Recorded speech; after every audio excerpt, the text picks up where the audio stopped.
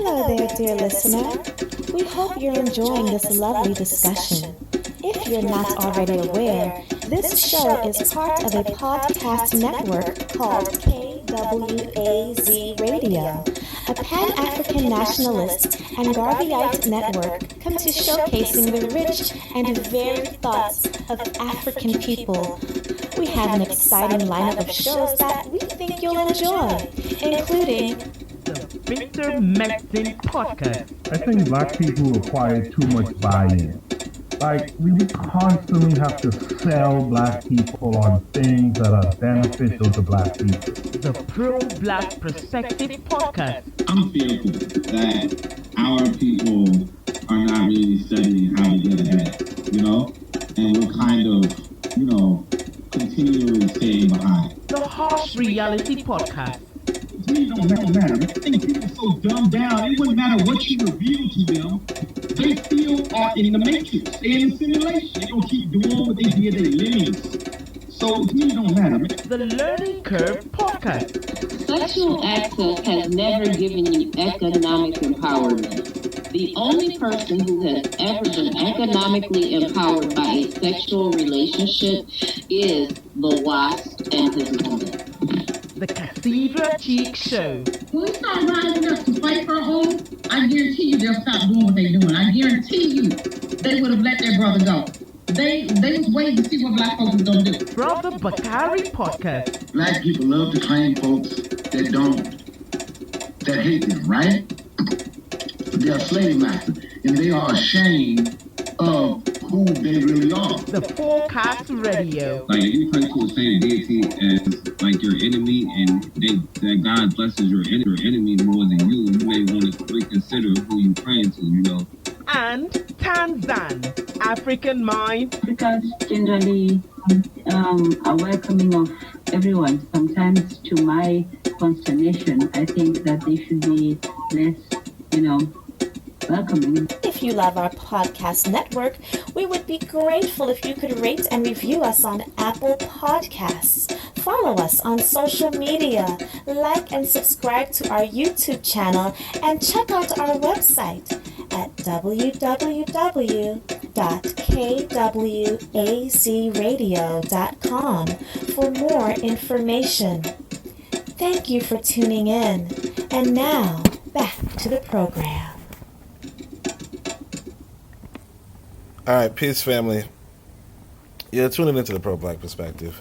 We're doing an African worship, kind of. Obviously, I'm recording this video in advance. Speaking of which, let me actually delete the old video. I should have done that because these things, they come to like 3 gigabytes. I don't think I have. Oh no, I have quite a few gigabytes, so I don't have to worry about it. So yeah, we're gonna just read more of this book, and hopefully it's gonna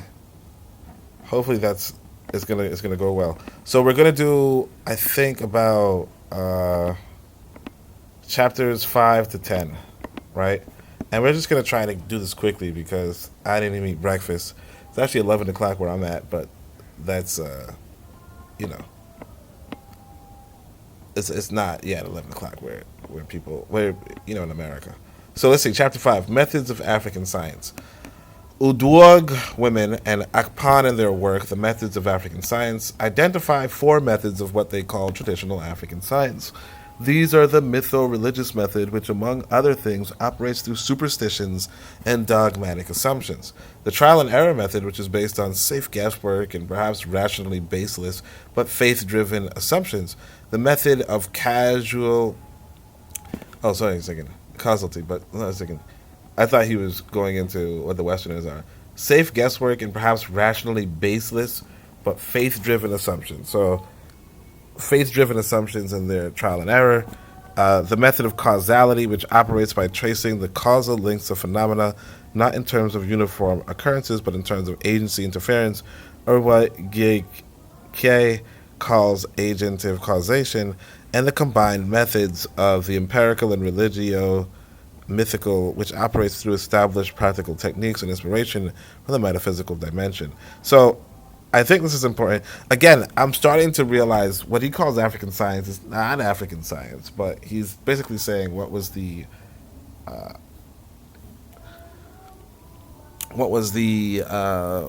I guess you could say spiritual customs, in a sense, not spiritual, imaginative customs. And the thing is this: remember, everybody has imaginative customs. Everybody has imaginative customs. It's only a question. Like when we talk about science, we're really talking about kind of the, trial and error, you know, rational basis. But to say that, again, this faith-driven assumption, I'll put it this way. In fact, like I was thinking about this the other day. When I was younger, and when we're all younger, really, well, not all of us, but some of us feel like there's a voice in our heads. And then you go and do your research, and they're like, oh, that's just the demon inside of you. There's a demon inside of you. It's crazy that Wazuka used to say that, because it's like, he might be right. But anyway, there's a demon inside of you that gives these sort of, ideas in your head and so on and so forth. Now, going by that, you could live your life with that assumption. If somebody were to say, well, this is European science, we would say no. You know what I mean? We would just say no. We would say that just fits into a different branch of thought, maybe European theology. And I guess that's kind of what this really is. Like, this is just, in a sense, African theology. And I don't think you should conflate it with science. But we'll keep reading it anyway. I mean, to an extent. We'll have to see. So I do not... Let's see what the name of the chapter is, actually. Yeah, Methods of African Science. So we'll have to see. But so far, I'm getting the impression that it's more... What the fuck? Sorry. It's more equal to African theology. But let's keep going. I do not see how their work has and combined methods of agent of causation and the combined methods of the empirical, religio, mythical, which operates through established practical techniques and inspiration from the metaphysical dimension. Inasmuch as I do not dispute these claims, I do not see how their work has attempted a systemization of African science or any of its aspects if they made little effort at taking it to another level. For the most part, their work simply described ancient African scientific experience. Okay? In this work, we go beyond description in a bid to systematize, which also means upgrading what was practiced in the past. Unlike Western science, which captures nature and employs different methods to force scientific knowledge out of her, and he's using that reference again, African science approaches nature with equanimity, like a man approaching a maiden he wishes to marry, curious but gentle. This is because the scientist is not different from nature, neither are his instruments. A man stitching own wound is likely to be gentle. This gentility, what? And I actually didn't know that was a word. I don't even know if it is, but if it is, I didn't know. Gentility in conducting scientific inquiries crystallizes in the observance of Iwu Nyiri Onwe, the law of uniformity. The law ensures that as far as experiments could be taken, that there is a thin membrane which must not be crossed. Now, I don't see how this is uniformity, but I keep going. This thin line is called in African science Udo Ntupo, or the dotted single helix. This helix contains the code of an organism's uniformity information. I don't know if he's talking about DNA. Some organisms, UDN, are said to be charged and written thus, UDN1. If they are law of uniformity compliant, on the other hand, if an organism's UDN is uncharged, it is written as UDN 0, meaning that such an organism is neutral and can be used in all cross-species experiments. Among organisms whose UDN are charged, those that do not match are said to be incompatible. It is the latter group that represents the thin membrane, otherwise called the sacred line, which experimentation cannot cross without environmental and humanitarian crisis. So this is pretty interesting. I wish he didn't say African science. I wish he said where he got this from. Or like what institute, organization, what groups actually do this. Because he's like, hey, look, we use this Udo Ntupo. What language is that? 1, 2, who is doing this? Like who? It's a little bit confusing because, it's just a little bit confusing because it just seems like a broad statement on what African people do, And then it's like, which Africans do this? Because I know plenty of Africans. I don't know any of them who do this. Now, you could say that they're... No, I mean, again, it's just too broad a statement in the sense of, here I am in Tanzania, and I know quite a few ethnic groups. I don't know them on a deep level. I did visit some on a tribal level. They weren't really practicing science as far as I could tell. Now, granted, they could have been. I'm not proficient in the language per se, let alone the languages that they might speak, because everybody speaks a tribal language. But let's say there's the Haya, there's the Chaga, there's the Nyakusa, there's the Tanga, there's the, just on and on. Some of them are known for, like, dancing. You know what I mean? Like dancing or for being pretty, the idea that all of them are practicing this science and all of them called this particular principle Udo Tupo is not realistic. Especially since, I'm talking about East Africa and he's talking about probably West Africa, So it isn't really too realistic to just say broadly, oh yeah, in African science we call this Udo Tupo. You be a little more specific. Some of us call it Udo Tupo, some of us call it this, some of us call it that. But overall, I'll use the term Udo Tupo just to, you get what I'm saying. But let's keep going. So, like I said, I didn't eat breakfast yet. So, speaking of which, let me make sure that you guys can hear me. Okay, because that happens sometimes. In the African societies of the Stone Age civilization, designing some weird idea or even developing same were not regarded as professions. They were more of hobbies. Unlike in the present time, no one in those days hoped to feed his household by some technological or scientific endeavors. In fact, science and technology, or Iwa Nka Ikpu Uzu, were nobly regarded as attitudes of moonlight play carried to adulthood. I should say this. It is possible he did point out it was already Igbo. So I could say that. But in that sense, maybe he's like, hey, look, this is not exclusive to Igbo. But then even so, you do want to kind of broaden what it is, Yet, when I surveyed the history of that moonlight play across the passage of time to the present, I couldn't but call it science and technology. This conviction could be added some silver linings, which I shall presently describe as the methods of the science.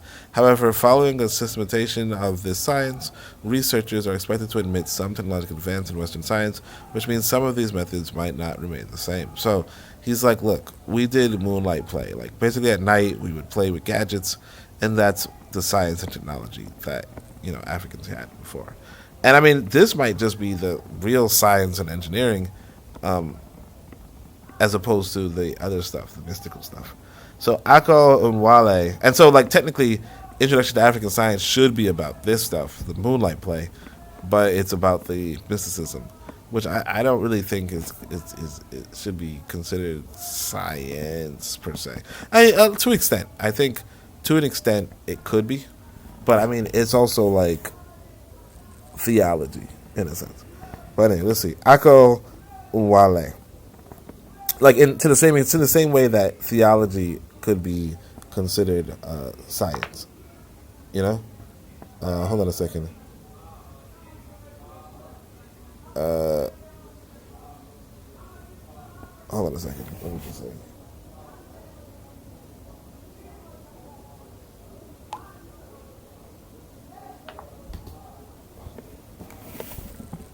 So it was, and to a very large extent, still is a veritable method which Africans employ in the pursuit of scientific knowledge. Ako Nwale. The Ihe Nile, I don't want to do this. All right, it's short. Nwere Bido. Everything has beginning. To an African, any difficult task begins with a play, and scientific inquiry is not an exception. Play was and still is a way of discovery. Ile Oma Ka Eju Ji Aga and Ogwu. Joviality is the way the snail navigates the thorns. Most times when an Akwa Unka, the scientist, designs a project or articulates his hypothesis, he, like a fowl scratching the earth in a disorganized form for some ant colony, goes about without prior knowledge and sometimes even without experience looking for how to develop the technology. It was basically a trial and error method. The scientist keeps working on his project, though he fails every now and then. There are always fresh ideas. When you do not know the way to your destination, there are always many paths to choose from. He was both a scientist and a technologist. Little wonder, Nka na Nzu, science and technology are usually pronounced as one word. Every theorist has to build his theory, or at least attempt to, but if he delayed to initiate the action, he was soon regarded as a clown, making empty claims. So this is actually pretty interesting. He's saying, look, to like kind of like playfulness can lead to discovery, which is pretty cool. And then on top of that, he says, act, initiate your action. Don't just say claims. And if you want to say claims, you're just going to be considered a fool. Kind of like right now, I'm thinking to myself, I'm thinking maybe like professionally, if you will. I want to build some like solar energy things, right? But if I just talk about it, if I don't initiate the action, if I don't try to discover how to do it, it's just clown talk. And that's the thing that we have to come to terms with. Like, a lot of times what we're doing is just clown talk. If you just say you want to do something and you don't even initiate the action to do it, it's just clown talk. If I say I want to write a book and I don't even initiate the action to write a book, it's just clown talk. I should be finishing my book by now, but I don't know. I haven't. I've been busy. Let us take Ikwa Ogwe bridge building to demonstrate trial and error as a method of African science. Marvelous story of the challenge surmounted in designing and building a bridge across Idemele River many centuries ago resonates well in this context. Idemele is a fast-moving, dark brown gulf of about 30 yards in width at the point where the bridge was built. It runs from the east and empties in the Niger River in the west. A new and big regional market, which boasted of exotic goods and large customer base, had been opened at Onitsha by the bank of the Niger River. The Niger River was a barrier to all the peoples of the south. Men always swam across, even women too, but because of the new market needs, they had to swim across this gulf with heavy goods. This was a difficult task, even for the swift swimmers and the very strong. Goods were lost each market day, and lives were also always under threat. Necessity, which is the mother of all invention, was calling. No one ever built a bridge before, nor was there anyone who had seen or heard about one in the neighboring countries. Okay, I'm trying to figure out how recent this was. Nobody heard about a bridge. What year was this? And then on top of that, they're swimming across the river with heavy goods instead of just, I don't know. But that's the thing about infrastructure development, though. It's like nobody really feels like it's their personal responsibility. And when you don't feel like it's your personal responsibility, like you said, like people would swim across the river. They're like, what do you do? That's humankind, But fortunately, we come together and build bridges. So let's see. Necessity, literally, right? Goods were lost each month. Necessity, which is the mother of all invention, was calling. No one had ever built a bridge before, nor was there anyone who ever seen or heard about one in the neighboring countries. But these Igbos were soon thinking of one. A design soon came up. It would require 2 timber logs, each between 40 and 45 yards in length and about half a yard in diameter. Smaller logs were to be crossed between these two to form the pedestal path. It soon became obvious that the design had some errors. The area around the river was swamp, and there had no tall trees, but even if there were tall trees, who could move trees of that size? The design was modified. The 2 big logs would be replaced with 2 sleek ones, but of the same length. However, the only type of tree that matched the description in the design, which could be found in the whole region, rats. So again, the design had to be further modified. There would be 2 timbers buried in the middle of the river beneath the bed, and 4 others of about 20 yards, each crossed and suspended on top of the pillar. 2 from the north and 2 from the south. Cutting and moving the 2 pillars to the construction site took months to accomplish, but turned out to be the simplest part of the task. Initial attempts to mount the pillars were disastrous. Fatal injuries, followed by the Gulf snatching the logs away, greeted the effort of many months. But that was yet another way which could not work. And you got to pay attention. It says fatal injuries.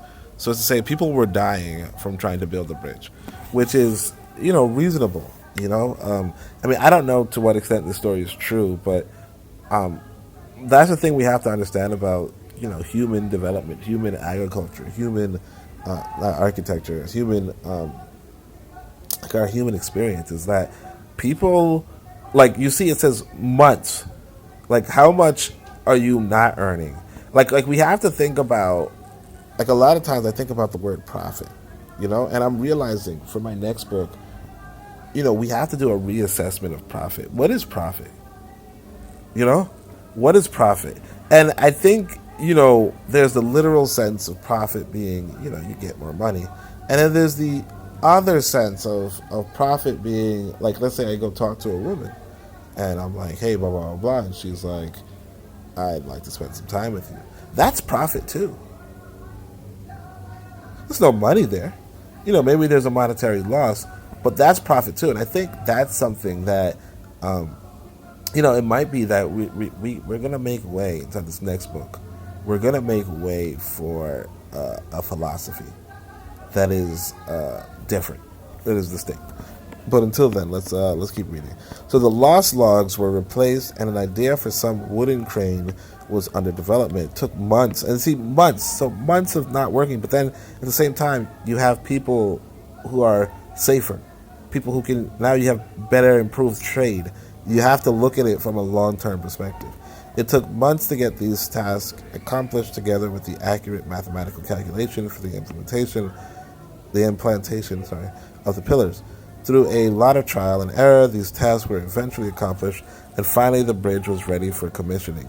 People thronged the site from far and near countries to behold the new wonder. But then one day, not more than a month into its lifespan, my ancestors woke up in the morning after a night of heavy downpour to see the labor of more than 2 seasons washed away. But that was yet another way which could not work. My ancestors again mobilized down to site. Only this time they had learned enough to design a plan that would work. They must work. The new design scraped the wooden logs. A huge embankment would be formed at both sides of the river so that bridges would be yards above the river. Also, it would be built with ropes and sticks, making it much simpler and lighter than the initial design. It was called ukpa, a kind of container for carrying goods, because it would be built with the same materials. The raffia, which would supply the raw materials, was in abundance in the area. Because the bridge would tremble, it was also designed to have arms at both left and right sides so that people wouldn't tumble over. In the end, the new design took 10 times less work and 10 times less time to be accomplished, and more durable, save for seasonal repairs. So by trial and error, my ancestors designed and built the first bridge known in the region. However, this method was also commonly used in the early days of Western science. What is shown is that African science is still at its nascent stage many centuries after. This follows from the invasion of the West and subsequent imposition of her civilization. But the systemization aims at not only to resurrect this once abandoned science, but to bring it up to speed by augmentation from Western advanced technologies which do not contravene the code of its practice. So that was pretty interesting. I think he's saying this was pretty recent, though, and not necessarily like ancient history of the first bridge, where like people lost their history and so on and so forth. So Ako Iju Ashe Inter science. So Aku Ije Ashe is a veritable method of scientific inquiry in African science. African scientists recognize that nature is made up of 2 aspects: Alamadu, the natural, and Alamuno, the subnatural worlds. Alamadu contains Ufele, matter, the positive force, and Adu, antimatter, the negative force, while Alamuo contains Akaramumo, thought, the neutral force. It is neutral because it has commanding effect on the 2 parts of the natural world. It is also called the abode of Ikenge, vital force, where the latter is the instrument of Akara Muo, thought. Is the sole determinant of motion, while matter and antimatter are abodes of Ijile, life forces, which are dormant if not acted upon by Ikenge, vital force. Life forces are further divided into Ike, active, Apia, passive, and Idedu, inactive forces, as the characters of beings in the worlds of Ufele and Aru, matter and antimatter. Ikenge is the producer of Ij, motion, without which every being in Allah stands still. Ej, motion, therefore signifies its production and part of what is being produced in Muta. Every being yields Muta as it unfolds, and this process of unfolding is EJ, with the type of EJ which leads to Nka Mutu, scientific knowledge, is called EJ Kepim, elliptical motion, different from EJ Wa, linear motion, and EJ Agua, zigzag motion. The Aku Iju Ashe is a method of scientific query in which the Aqua Unka scientist establishes. I like how he translates everything, you know, over and over again, as opposed, like some people just say Ikenga once and then they just keep using Ikenga, and you know, it's a little more confusing actually. I think that's done in Urugu, but he kind of just keeps translating. Now, I don't necessarily. I don't know why he's. Yeah, it's a little. I don't know. It's a choice. It's a choice that's less confusing than just using a kenge and so on and so forth. But it's also like, what's the point of? What's the point? What's the point of using the terms? So now, aku ijuase is a method of scientific inquiry in which the aqua unka establishes a link with non-matter, the world of akara Muo thought, whose instrument is a kenge vital force. During the process, an interaction takes place between Akarumuo thought and Akarobi human mind. Akaramuo deploys a kenge vital force to illuminate Akaraobi mind by simulating EJ Kpim elliptical motion. Among the chosen objects of scientific inquiry in the human mind, so it is like the Aqua Nka is watching a demo video of his intended research. You know what I just realized? I can't tell if the people are loud in the background or not, but I guess it's not that loud. This method accounted for tremendous advances, especially in medical research. I'm going to try to hide a little from the noise. This method accounted for tremendous advances, especially in medical research. So I don't know what he was saying, though. It was a little bit convoluted. To this day, it is still an important method of science in many African societies. A healer is confronted with a new disease, the cure of which is not known. He goes into his akuumo, a kind of laboratory containing accessories which enable him to establish a link with akaramuo. Interaction takes long, sometimes days of continuous trial, like the Western scientist sweating away in his own lab, conducting one failed experiment after another.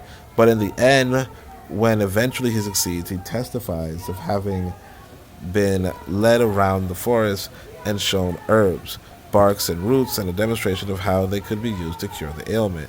Now that he has found Omenala for his Okoba hypothesis, it was time to reduce his Omenala from principle to practice. He dashes away from his Akumuo lab. He may have been there for days. He ignores the calls for his wife. His comfort and well-being are immaterial at the moment, like a Western scientist sleeping in his lab, forgetting food and bath and home.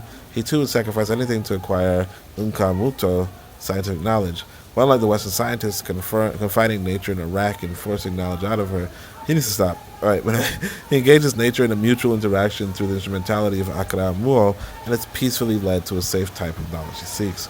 This method of Aku Juose interscience is likely going to play increased roles in a systematized African science, where compatible Western technologies are going to be adapted to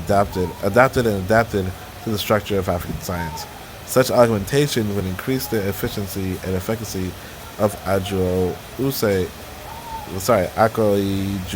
Ashe as a method of scientific inquiry. So I was just reflecting on how, because there's a thunderstorm outside, maybe the religious people are a little bit more quiet. Although that one lady insists on shouting at the top of her lungs, and this is another reason why I'm dismissive of religion, but it is what it is. So I think what he's saying is that African scientists try to access thought to get an idea.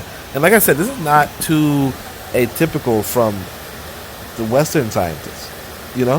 I told you guys one time, I think I didn't take the COVID vaccine at that whatever, right? So I didn't take it. I mean, at that time, What was I saying? So with the COVID vaccine, I think I was sitting on an airplane. I don't remember where I was coming from. Maybe Jamaica, actually. I was thinking like I wanted to go to Africa or something. And no, I might have been. I don't know what happened, but basically, long story short, I'm sitting next to this woman, white woman, and she's talkative, and she's telling me, "Hey, the best vaccine to take is the one from." I can't remember the name of the company, but there was one vaccine company, and she's like, she knew the scientists for like a long time. Like he's a neighbor, he's a friend type thing. And she's like, he's been working on it for a decade. One, as opposed to like Pfizer, which just popped it out. But she's like, he's been working on a decade. One, and two, he feels like he got it. He feels like he religiously, like by religion, he got, like God told him how to create this vaccine. You know what I mean? So it's like, or a God. Sorry, I shouldn't say God. Get it to him. Like he's like a God told him, or his God told him how to create a vaccine, pretty much. And he's been mulling over the problem, and then, kind of like a eureka moment, but he accounts it to a deity. So it's like, this is a white guy who's doing the same thing, Like I don't think it's obviously the Westerner says that he doesn't, that he's very unreligious in a sense, and a lot of them are kind of, sort of, but I think most people really, most of these white people do believe in gods. To some extent. So, all right, so this is a mechanical way of reaching Unka Muto. This is intro science, Ako Ime Obi, via the functionality of the mind. In African science, mind is looked upon as a production machine that is capable of delivering finished products for any set of raw materials fed to it. There's almost a surety to the ability of the mind to deliver. The researchers do not entertain any fear of mix-up or lump-over from this method. Ako Ibe Obi is preferred for its precision and perspicuity. It is further preferred for its ability to treat each EC Okwu research problem as unique and to generate unique Akoba hypotheses for every Ise Ukwu. As a method, the Okwa Unka employs in its articulating is EC Okwu, which must be chiseled to the last detail to avoid ambiguities and equivocation. For this, there are a few rules guiding the formulation of EC Okwu. It must not be stated in a hypothetical proposition, for then it would include conditions which would welcome ambiguities and equivocations. It does not have to be categorical, for then it would be too strict, and that would form necessary conditions for too much information. It does not have to start with definite or indefinite articulate article, for that would make it excessively specific or excessively general. And it does not have to be stated in any way that would give undue direction to the worker, for that would cause undue influence to the mind when generating the hypothesis. Hence, as a rule, Ise Ukwu is to be formulated in a matter-of-fact type of proposition consisting of two parts. The first part providing information on what is needed, and the second part providing information on the use of the first part. A good example can be stated as follows. Ise Ukwu, first part production of mechanical apparatus for the processing of palm oil. Now, the above statement does not provide less or more information that is necessary for the mind to work on. It does not supply the details about the color, capacity, quantity of raw materials, amount of labor, etc. needed for the apparatus. These details, the advocate of this method believe impair on the mind's modest attempt to generate an accurate akopa for the experimentation proper. So again, this is a little confusing. When the mind has formulated a good Ise Okwu, it goes on to generate accurate akopa for it. However, it does not stop there. It continues to be part of the experimentation, observing why any part of akopa fails to work and finding ways to generate a backup. This stage is called modification stage, when some parts of akopa is modified to suit the field demands. The continuance is until akopa is confirmed. If, however, complications with the akopa rise beyond what is manageable, given the circumstance, the mind will be faced with two choices: to reformulate the Isi-Oku, or to set aside the Akoba and regenerate another. The latter is usually carried out for experimental difficulties, are usually due to the specifications of the Akoba and hardly with the demands of the Isi-Oku. Hence, the minor Akara Obi remains at work until Akoba Unka scientific consensus effectively yields Ome Unka scientific theory. So this is interesting. This is really confusing, but it's interesting in the sense that he's just saying people apply their thoughts to whatever they're trying to achieve, and they keep at it. If they fail, they just try something else, which is, I think that's normal. I don't see it as racial in a sense, but maybe it is. I don't know. If, however, after an effective Ome Onka has emerged for the research problem, a relatively similar scenario emerges, whether presumed different or identical to the one settled, this method would require the treatment of the fresh research question as unique from Isi-Oku to Omenala. Ako Ime Obi is opposed to the induction, where inductive inference is made from one basic result obtained. A generalization is made across scenarios presumed similar. This is why it treats each research problem as unique, but this is a major point of criticism by opponents of this method. They say it reduces the Akwa Nka to a mother and his lab to a kitchen. We know in African society mothers are typical housewives who have to enter the kitchen many times in a day.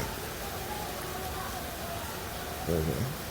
Let us demonstrate experiment on the Isi-Oku we established above using Ako Ime Obi as our method. The Akwa Unka has two reference points. Build an apparatus which can process palm oil from palm fruits. Now let us suppose this Akwa Unka has not seen any before, has not even heard of any such apparatus, but via his Akara Obi, he has developed the idea of one out of an apparent necessity. There is plenty harvest during fruiting season and scarcity thereafter. There is high demand from distant markets where palm trees do not thrive. If one would process the oil and have them stored up in pots, he would make enormous wealth during off-season. Therefore, a veritable way which would leave the processed oil durable for long has to be invented. He has known for long that the red part of the oil is durable, but the orange part is not. But the only known method in use by most women produces most of the orange part and only a tiny fraction of the red part. The task now is to invent an apparatus which would produce more of the red part. There are two things that would guide the Ankoba, the apparatus, and the first red part of the oil. For the apparatus, he comes up with an idea of a square box, the bottom of which has openings, the top of which has a mechanism for squeezing the mashed content. What is he talking about? I guess he's talking about oil?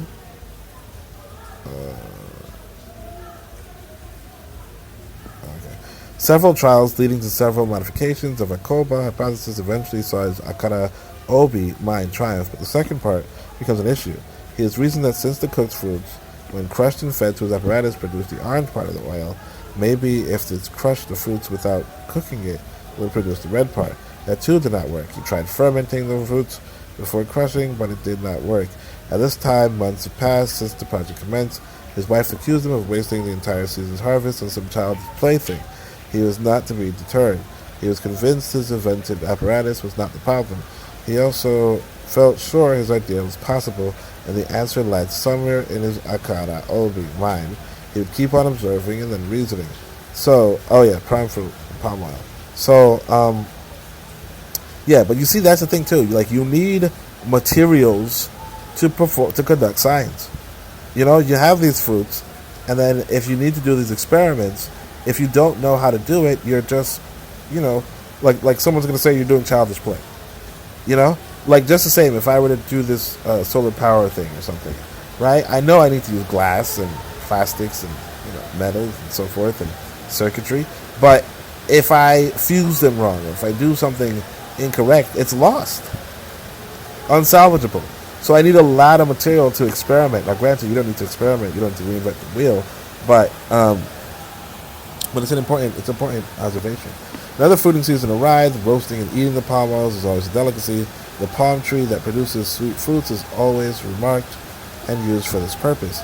He had spent a whole season reflecting, and by that time the fruiting season arrived. His biggest idea was to try the sun, which also did not yield much result. He had almost given up on the idea until one evening, sighted at his Obi receptive parlor and eating some roasted fruits, suddenly he could observe it was all crisp red oil. The fire, he roared. It took him several rounds of experimentation and many months to reach the idea that he could first cook the fruits, crush, and fry before feeding the mash to his apparatus. It worked, and finally wealth came, but trailing behind it was fame. For this singular invention, he was renowned in all the countries far and near. For this achievement, some called him Unka Unka, theorist. Others regarded him as Oku Uzu, a technologist, and many thought he was all. Such is a rough picture of scientific enterprise in the distant historical epoch of my ancestors and by extension across the dark continent. So I do want to just clarify why he's looking for red oil.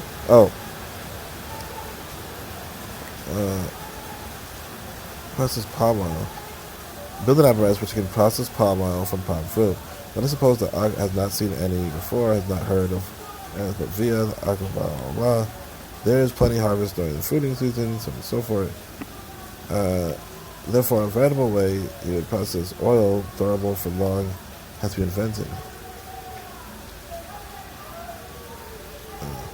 Only no method is used by most of it produces more of the orange part and only a tiny fraction of the red part. Okay, so he's like, look. So the orange palm oil is not as good as the red palm oil. Oh, you know what? When I think of palm oil, I do think about the red one. And they're saying basically to make the red palm oil, you first have to fry it. So pretty interesting.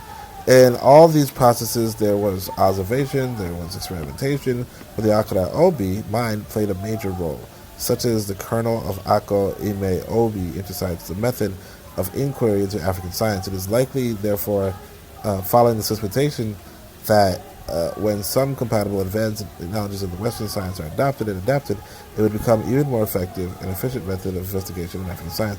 So what's interesting is, again, using your mind and experimenting and just like that's not really, it doesn't seem too distinct from regular science. And so I even take back the idea that this would be African theology, because it's not theological in this sense. It's really just using your brain, which is something that I feel like white people do that. I don't know. Again, I'm not white, so I don't know what they do, but like I even feel like dogs use their brains. You know what I mean? So anyway, Ako Nyeri Onwe. Ako Nyeri Onwe. Well, stem science. So by the way, I'm using the Swahili pronunciations. So Ako Nyeri Onwe can in certain measures be contrasted with Ako Ime Obi, but while it lays emphasis on the utility of Akara Madu senses, Ako Ime Obi thrives on the power of Akara Obi. There are two prescriptions of this method. It states that Akara Madu senses play pivotal role in the acquisition of Unka Muta, and also similar research circumstances can be treated as a group and not each as unique. This means that inductive inference is a vital tool for this method. A confirmed result can be expressly generalized across a large group of similar circumstances. If an Akoba states that drinking the juice obtained from the filifu herb causes one to purge, and taking a little red oil causes the purging to stop, and this is confirmed, then it can be generalized that whenever one takes the juice of the filifu herb, it will start purging, and if he takes a pint of red oil, the purging will stop. Until one takes place and the other fails, the Akoba would not be modified. Each case would be treated as a member of a group and never as a unique circumstance. Hence, for the promoters of this method, Nkamuta follows EJY, linear motion, as opposed to Ikipem, elliptical motion, strictly defended by promoters of Ako Ime Obi. Ako Nyere Onwe therefore sees Akara Madu, human senses, as measures of certitude. Iru uka adigi ihe anyahuru. There can be no doubting what the eye has seen. Opponents criticize this method for overestimating the powers of the senses. There are many things they contend, which the senses perceive, but which turned out not to be exactly the way they were perceived. The sun and the stars seem so close, suggesting that one could pluck them from the top of a tall tree, but Nokwa people who conducted experimentation on this at least came down with proof that this age-long supposition was not true. I didn't know that. I actually didn't think that. Well, I don't know. Did I think the sun and the stars were close? I don't think so. But I mean, it's possible that at some distant part of the human history, people thought that. I don't know if I ever thought that, though. No, I don't think so. And the moon was the closest thing, but I knew that the moon was really far, I think. Although I did think the moon was following me. So, I'm not saying that humans don't have thoughts that, that are contradictory to, human, contradictory to reality. This method also states that there is one-to-one correlation among realities which resemble one another. In African logic, this may be formalized thus. So again, I don't know what he's saying here. It is not the case that an entity W is not identical to the entity Y. It is equivalent to W is identical to Y if and only if the wedge implies Y. And given an entity W, if it resembles the entity Y and if it is a problem, then Y is its solution. Thus, W wedge implies Y is equivalent to W is identical to Y. In African logic, affirmative propositions are negated when stated while negative ones are affirmed. So again, I don't know what that means. In this way, therefore, a healer creates a mental image of a given disease, and as he roams the bush, he looks out for the herbs, barks, and roots that match the image he has. Thus, Akara Obi plays some roles, but Akara Madu, for the promoters of this method, is pivotal. Though the images are formed in the mind, they are, however, lively sensual images, so the mind plays but a feeder role. In forming his Akoba and subsequent experimental trials, the Aqua Nka relies immensely on the images of resemblances. Yam must be an energy-giving food from the way it looks. Plantain must be good for the muscle and the bone. Pawpaw must be good for the skin. Coconut water must be bad for the intellect. Alligator pepper and cocoa yam must be effective in fighting witches. Nkita and Utu both species of wild fruits, must be poisonous to man. Breadfruit and pineapple must be healthy for a pregnant woman. Camwood must be good for the skin. Dagoriado must be medicinal. Pumpkin leaf must be nourishing, but its root could be poisonous. The sediments of palm wine must be good for a newly married man. The same must be good for a breastfeeding mother. Palm wine? Thus, with his Akoba formulated, he carries out series of experimental trials. Once his Akoba is confirmed, it is generalized across a large group. What's interesting here? Oh yeah, the coconut water. I was just about to say, what's good is coconut water? And then he's like, must be bad for the intellect. And I was like, shit. I remember somebody was saying you should drink coconut water instead of water. Just cause. Ako Nyere Anwe would. And speaking of which, I should write about. Let me see if I can order some coconut water in retrospect.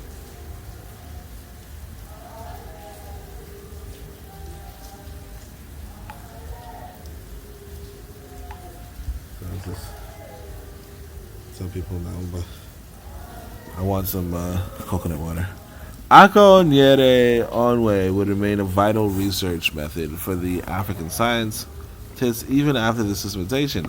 Insights from compatible Western technology can only make it better, and more efficient methods means of obtaining scientific knowledge. And then let's see. And so what I could say from this is not much really.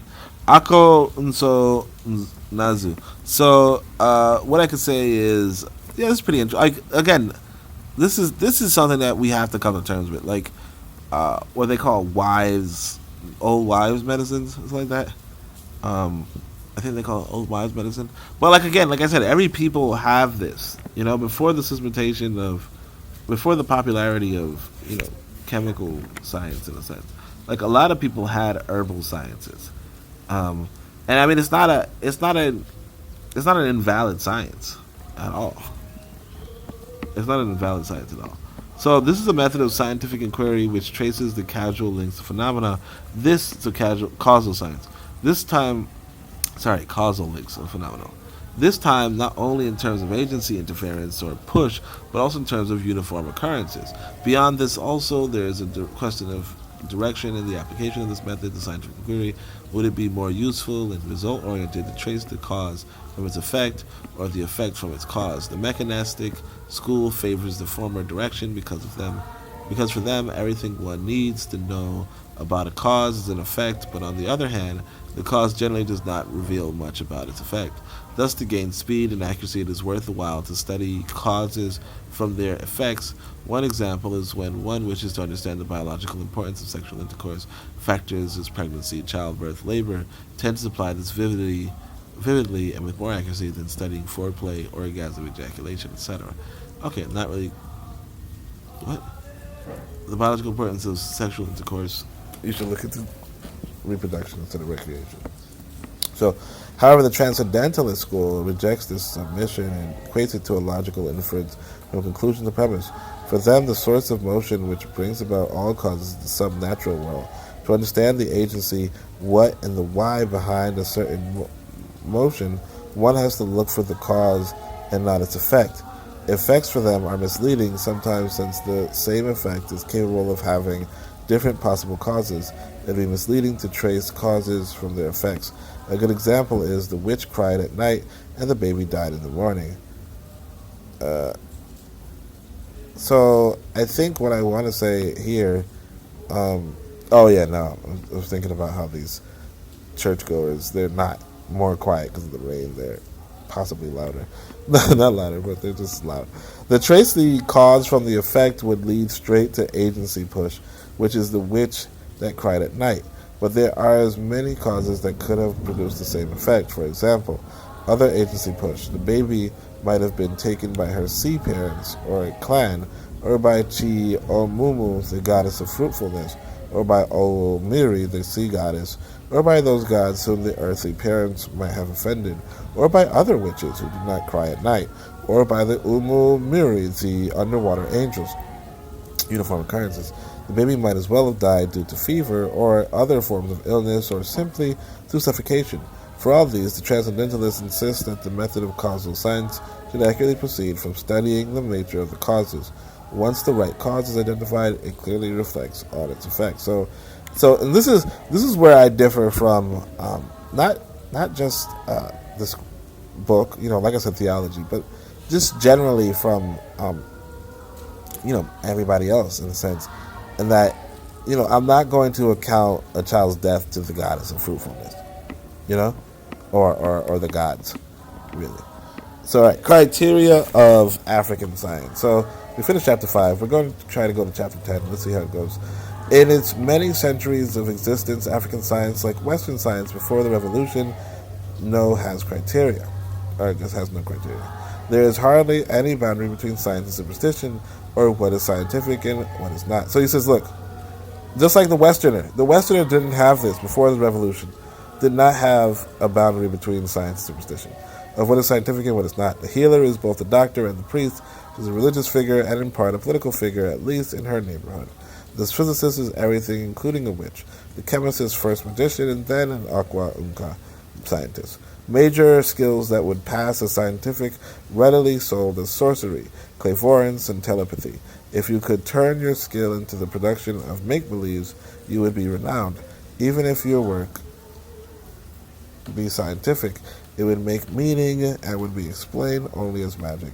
On the other hand, if you could put an invention of full-blooded scientific exercise, but which is not readily explainable through cause and effect, your invention is hilariously described as Ogbarigbo Gari, beyond man's comprehension, which is a polite way of saying it's magical. Now, if your work is magical, you would be described as Onakwu Udele, a figurative for master of magic, or Umuo na Madu, flesh and spirit, of which is worse, as a Muo, king of the spirits. This accounts for why everything scientific is given superstitious interpretation. A man who could invent that which is beyond man's understanding must have at least a foot in the Alamuo, some natural world interpreted metaphysically. Even though he does, this gesture is given a spiritual underpinning rather than a scientific one. As a result, Alamuo for Africans is often interpreted as spirit world. Things are not supposed to be extraordinary without the influence of the gods. Hence, a man who invents a mysterious apparatus could also heal mysterious diseases. He could see the past and the future lay in his hand. He could mediate between men and their diverse cheese gods. He could even ward off disturbing spirits. The question is not whether this modest scientist could be all these, for the public already believe he is. The problem, on the other hand, is not whether he sees himself as such, for he definitely has to when thorns of tourists, clients, patients, and customers from far and near countries besiege his home. If he resisted their call to fame and fortune any further, he would be accused of selfishness and negative intent. Negative intent is when one wishes to use his knowledge against people, and that is witchcraft. Witchcraft, of course, is punishable by death, so he would choose, in choosing what the people want him to be, he must acquire the aesthetics, the antics, and the ethics. Now he is regarded less as a scientist, but more as a sorcerer. How then could African science have grown with this set of attitudes? This was the barrier of African science. Till the invasion of Western colonists, tradesmen, and missionaries frustrated the last active efforts, with the latter group hammering in the last nail.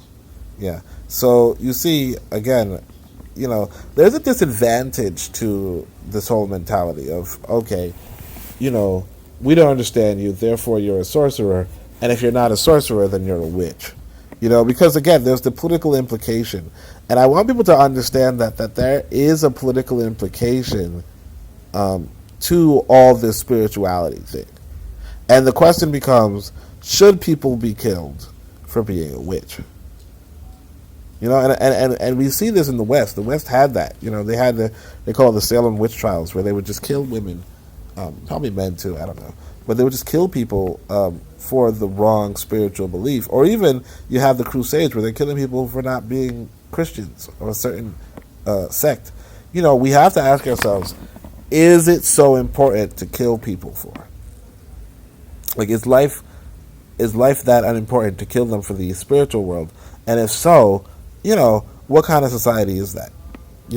And that's where it comes to, it's better to, like if we're being realistic, there is no such thing as witchcraft. There's no such thing as magic. There are no gods. So why are we killing each other over them? The justification for our modest attempt at systematizing this struggling science would in part be laid in drawing out the criteria. There are 9 of such criteria. Jeez Louise. Usoro process. There has to be an usoro, generally accepted as a way of doing science. This would be helpful in delineating the confusing boundaries of science of what is scientific. Inquirers who follow such process are said to be scientists in African sense. Those who derail from it, even though they claim to do science, would be regarded as a mock scientist.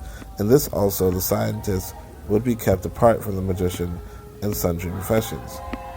Nijko alamuo na alamadu, influence of the natural and the subnatural worlds. African science recognizes that an adequate scientific exercise must connect elements from the two worlds. Unkamuto, scientific knowledge, is never produced in ala madu, outside EJ, motion, and the source of EJ is alamuo. In fact, there can be no science without the two being pulled together. Meputa isioku, articulation of research problem. When a scientist is ready for research, the first thing he should do is to establish his research question or problem. This would serve as a guide for the research. There are some basic rules for articulating the isioku. It must not be stated in a hypothetical proposition, for then it would include conditions which would welcome ambiguities and equivocations. It does not have to be categorical, for then it would be too strict and judgmental, and that would form necessary conditions for too much information. It also does not have to start with definite or indefinite articles, for that would make it excessively specific or excessively general.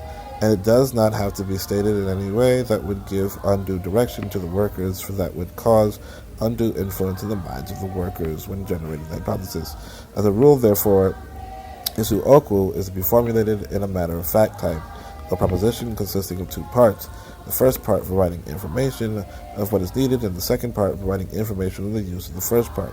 Like the example we gave earlier, isi oku, the first part, production of mechanical apparatus for the process of processing of palm oil. The above does not provide less or more information than is necessary for the workers to set off. Next one. Maputa Akoba, formulation of hypothesis. Like in Western science, Akoba is a necessary part of an African scientific process. It is a thesis that guides research developed from Isi Oku. It stimulates what needs to be done and how it is to be done. Methodologically, one research custom considers each Akoba as unique, while the other treats it as a representation of members of a similar group. Akoba, therefore, is the Akwu Unka's reference point during research, determining the dimensions of experiments. Research tools, extensive research, and resources. Mputa Akoba is thus a hub in the process of systematization in African science. Number 5, Eco-Uzo experiment. Eco-Uzo involves the mainstream of research, experiments, observations, testing the claims of Akoba to either assert or deny it. When actual researchers fail to assert the claims of Akoba, it is modified here. There is room for as many modifications as possible. Unless Isi Oku is affected, only then will a new Akoba be called. But even then, the Akoba is not thrown away, it is merely set aside. This is because, according to the methodology of traditional leap, each Akoba is a unique research context. If it fails now, it would work at some other time. When eventually a given Akoba works, it is said to be asserted and therefore becomes Amanala theory. Number 6, Amanala, 6 of 9 by the way. Amanala is a Akoba that works. It remains so until it stops working, usually due to its changing dynamics of human wants. For the methodology of traditional leap, every Amanala is the certified solution for the unique context of tradition. None can it be generalized across other research traditions without some unstable result, but for the methodology of conventional similitude, there are no unique individual contexts or traditions, only groups. An Amanala, therefore, represents a solution to all members of the same group in that linear progression. Inductive generalization, thus, is a positive factor for this methodology. Some notable theories in African science include Amasi, Obibendi, Ifemimi, Uwe, Zuoke, etc. So, yeah, I actually think this whole demonstration, this whole process, this whole breakdown is pretty good. The only thing I would say is, while I don't see it different from European science per se, I do appreciate that he's pointing out that our record, even if it's just Igbo names. Or, no, sorry, not that it's Igbo names. I say our method in the sense of he's pointing out what we did, and it's not just putting, African names to European sciences, which is good, In Western science, so Ika Uzo, setting aside, in Western science, it is popular notion that when an hypothesis is falsified, it should be abandoned. Imene Lakatos disagrees with this. This is not that case in African science. Falsified, denied Akoba is said to be set aside in African science, not abandoned. The methodology of traditional leap says it might be useful in another tradition, while conventional similitude says it might be needed in another convention. Traditions and conventions are forms of context. While the former is micro, the latter is macro. 3 peculiar properties of context in African science are Oge, time, Ogwe, space, and Ije, motion. While Oge and Ogwe are identically conceived in the two research methodologies, EJ is different. While for the traditional leap, the EJ that leads to Nkamuta acknowledges EJ Kipem. For conventional similitude, it is EJ Wa. The movement from one tradition to another is a movement from one unique circumstance to another, thus suggesting the ellipsis. But the movement among members of a group sharing similar conventions is linear. However, a hypothesis or theory set aside where this group could come handy for another group. This movement, opponents contend is elliptical, but defenders object, arguing it does not involve distinct scientific circumstances for groups. On the whole, Akoba and Amanala are set aside because they have been denied. Falsifying the scenario calls for rearticulation of Ise Aku, reformulation of Akoba, and a fresh Icho Uzo. So number 8, Iwu law. When Amanala has stood the test of time and weathered the storm of Oge and Ije, such that there are no possible windows for its denial, it is said to become an Iwu or Iwu Unka scientific law.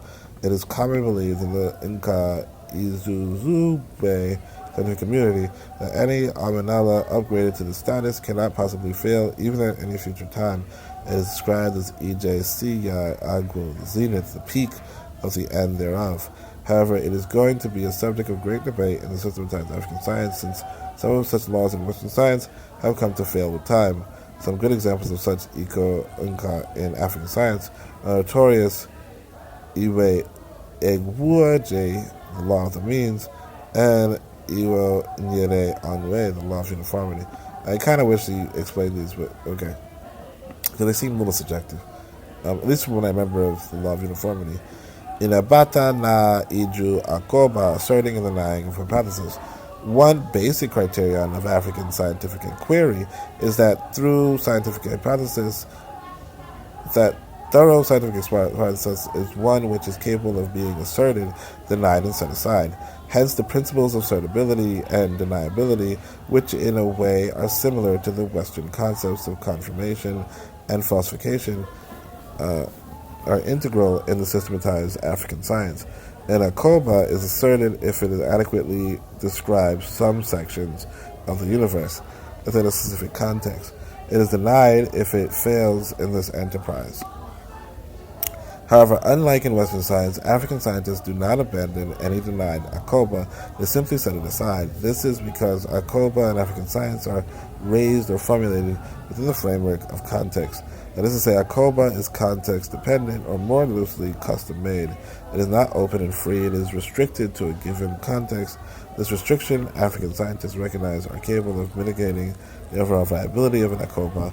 Thus, it is only logical not to abandon an Akoba simply because it has been denied in one context. These are other contexts in which expressive power could thrive. So he ends the chapter. You should not end your chapter this way. You should really give a final synopsis of what we just read, just to make sure, like a final summary after the end of each chapter. So again, we're going to chapter 10, it looks like. I don't know how many pages we read. I feel like we read 20 pages.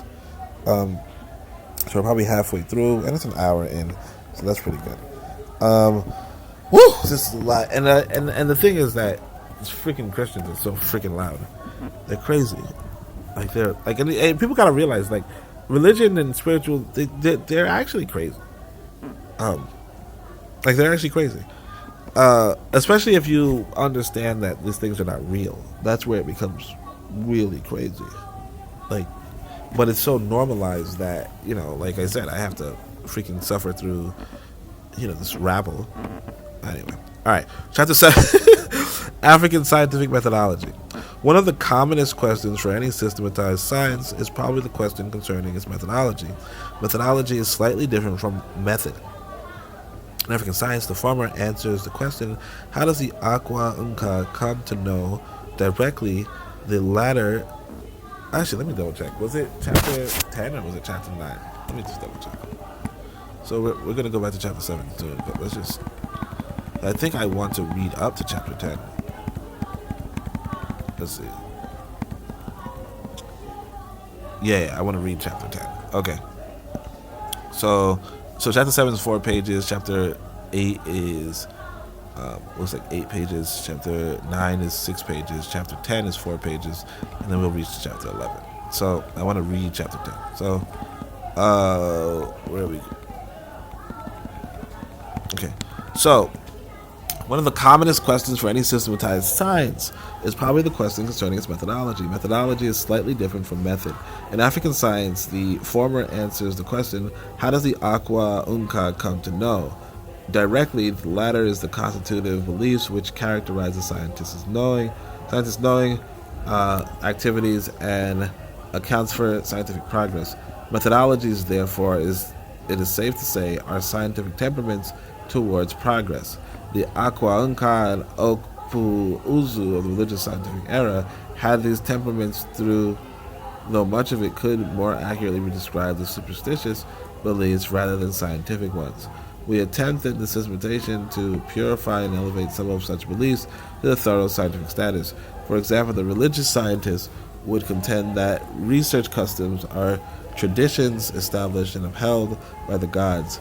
You therefore hear such theories as Agu Edu, the gods lead the way in research; Onye Muo na Agbalu Ogu, the scientists who the spirit helps; Agu Egbu, in a chaotic state of things, it is the gods that bring in harmony. However, in systematized African science, the research customs are traditions or conventions established by the erudite community, in which each tradition or convention is treated as unique and distinct from another in account of scientific progress. So, research customs. Traditional leap. Here, members of the salient community, the Inca Ezuzugbe, believe that research customs constitute traditions, each unique and distinct from another. These unique traditions are scientific contexts ranging from hypotheses to theories. Each context represents space and time. The Ogwe, space, is adequate for the coverage of research, and the Oge, time, is sufficient for the research duration. A movement from this context to another is not an extension of the Ogwe and Oge, but a leap from the previous to the next. The connection between the previous context and the next in this movement called EJ motion. But this EJ is not an EJ linear motion, it is an EJ Kepem, I don't know, elliptical motion, which makes clear the point that this connection is superficial and not fundamental. Scientists of this inclination maintain strict rules as to the scope, focus, and influence of this hypothesis and theories. They are wary of induction and seldom generalize their results beyond familiar circumstances. Similitude for them is a dubious concept. They ask, how can a scientist know that different traditions are similar without first observing them one by one? To observe them one by one is to treat each as unique. Not to do so, or in fact to group them together from a point of one context similar to the rest, is to take a big scientific risk, for things could appear similar without actually being the same. It is therefore safer to treat research traditions as each unique, though valuable research time and energy may be lost, but accuracy is gained nonetheless. So this is actually correct, in a sense. Although, remember that similar and same are not the same. I just want to remind people that they're similar. I'm joking. Results are generalized across traditions which have been observed and certified the same or said to share the same circumstances. The research then is said to be familiar with each of the contexts or traditional leap. Between two identical contexts becomes a surefoot inductive leap. The research customs of traditional leap therefore becomes a veritable way of accounting for scientific progress. So, research customs, conventional similitude. African scientists who incline themselves to this methodology flaunt what they call mechanical simplicity in the account of scientific progress. They treat Oge and Ogwe as continuous, a movement from context to context, an extension of time and space. To this end, the EJ, which leads to an encounter, is EJ linear motion. This describes the apparent unity found in some aspects of nature. The scientists who advocate this methodology are a bit loose, although they prefer, and because, I want people to realize this too. This right here is what I would call science in the sense of probability. I think I wrote a post. I said there are no gods. There's only statistics, and there's no science. There's only statistics. And I think that's what, that's a deeper notion that is kind of underexplored. Let me just see if maybe my coconut water. Oh no, it's not. All right. So the scientists who advocate this methodology are a bit loose in their rules. Although they prefer to call it mechanical simplicity, they recognize the important role which Auge plays in scientific progress and are keen on conserving rather than wasting it. First, they identify and group research objects into similar and dissimilar. This for them yields the mechanical process. Then they pick one among the similar group and observe it. The result obtained is then generalized across the group. This yields a simplicity principle. Thus, by the convention of mechanical simplicity, valuable research time and energy are saved. Hence, identifying a similar group, observing a case, and generalizing across board becomes a research convention. For example, one wants to study the average acidic content of an orange. He is given a calabash full of orange varieties. In it, he has lemons, limes, tangerines, and the conventional oranges. The total number in the calabash is 40, 10 for each species. He starts by identifying and grouping them. Finally, he's got 5 groups, 4 of which have 9 members. One has 4 members only. The first is a similar group of conventional oranges. The second is a similar group of lemons. The third is a similar group of limes. The fourth is a similar group of tangerines. And the fifth is a dissimilar group consisting of a conventional orange, a lemon, a lime, and a tangerine. He ignores a similar group and starts with one of the similar groups, A. Out of the 9 members, he picks one and observes it and got the result of 28%. Thereafter, he generalizes the result across every member of A. He also did the same for groups B, C, and D. And his research was concluded. Mechanical simplicity for him becomes an efficient scientific convention, which accounts for scientific progress. However, the research custom of traditional leap objects to this account is possible. Promoters contend that members of the group which appear similar are not in actuality the same. Let us take the group A of conventional oranges, for example. Members A may be ripe, members B may be semi-ripe, members C may be unripe, members D may be rotten, members E may be sweet, members F may be bitter, member G may be tart, member H may be overripe, and member I may be premature. Now, since the acidic context of orange changes from stage to stage, it is obvious that the acidic content of each of the 9 conventional oranges will be different. It would therefore be a big scientific mistake to generalize across a group of seemingly similar research objects, a result obtained from observing a member of the group. Hence, though valuable research time and energy are saved by the research custom of conventional similitude, accuracy is jeopardized nonetheless. So he's like, if you're studying the acidic content of different fruit, you have to take into account when you're measuring that fruit. Are you measuring it when it's ripe? Are you measuring it if it's ripe? On the other hand, promoters of conventional similitudes criticize the traditional leap for treating time as a physical object dependent on other physical objects and determined by research hypothesis. Time for them is a character of motion, the determiner of research hypothesis, and a propeller of research objects, and any valuable research process must incline itself to the dictates of time. Scientific progress is measured in ticking time, not in frozen time. Thus, they also accuse the traditional leap promoters of freezing time and interrupting motion every now and then. Elliptical motion is a motion that is interrupted every now and then, and every single interruption comes with a loss of content. The gap between one interruption and another represents a frozen time. This for them is intermittent. It cannot accurately account for scientific progress. This is a debate on the whole, likely to continue for some time to come. So before we go to the next chapter, let's just remind you guys that I am an author myself.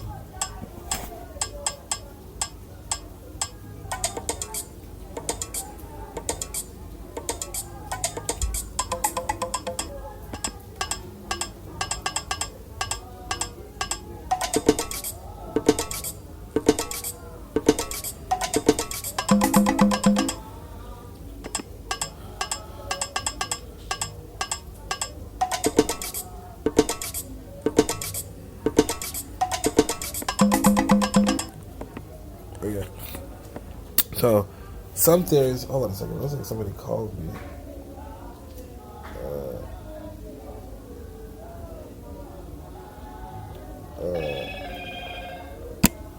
Looks like I'm getting a text from. What's going on? Okay, accidentally press the.